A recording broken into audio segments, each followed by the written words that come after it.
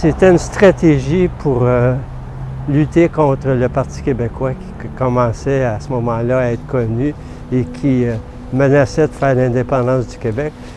Et moi, je pense que ça a coupé le mouvement. Il y a des gens que je connais qui ont cessé de militer totalement. Il y a des gens qui ont été traumatisés par cet emprisonnement-là, par ce qui pouvait leur arriver. Dans la nuit du 16 octobre 1970, Pierre Elliott Trudeau suspend complètement les libertés individuelles au Québec en proclamant la loi sur les mesures de guerre. Dans le cadre de cette loi, 497 personnes vont être arrêtées arbitrairement au Québec. Je vous présente un de ceux-là, Serge Mongeau. La plupart des gens ont été arrêtés pendant la nuit.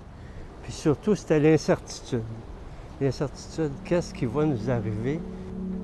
Si ma femme était au courant, si j'étais disparu, puis il n'y a personne qui savait où j'étais, qu'est-ce qui nous attendait? Pour combien de temps on était là?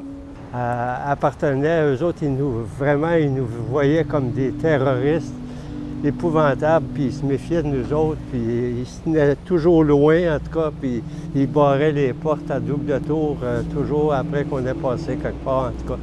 On avait l'air vraiment là, des gens dangereux à leurs yeux. Les premiers jours, on était 23h30 sur 24 dans la cellule. Donc, on ne savait absolument pas ce qui se passait.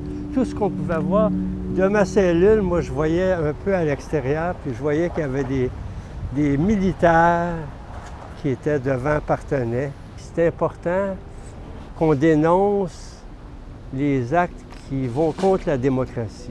Finalement, c'est allé bien trop loin.